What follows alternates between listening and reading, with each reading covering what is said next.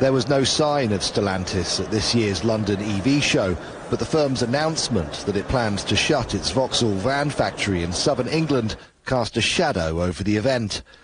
6 months ago, the company, which owns the Peugeot, Citroën, Chrysler and Fiat brands, urged the UK government to do more to boost demand to help it comply with rules requiring automakers to sell more EVs.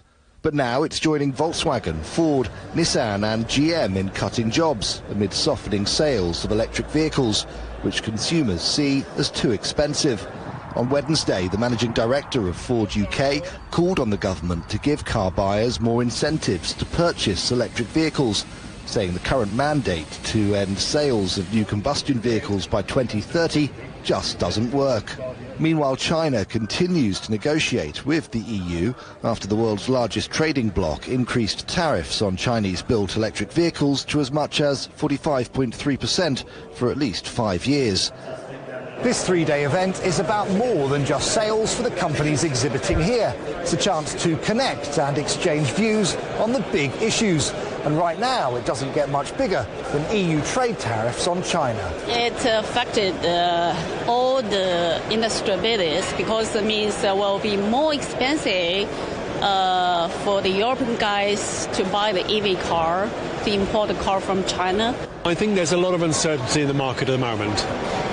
Tariffs are fluctuating, legislation is changing.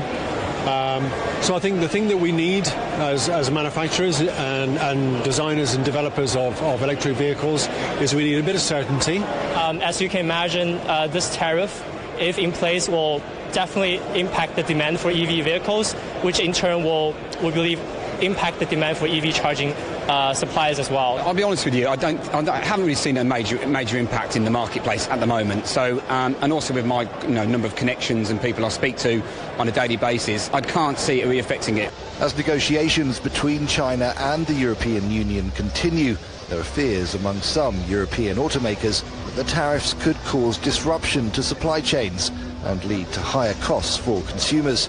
If that happens, it could pile extra pressure on an industry which is already struggling. Addison, CGTN, London.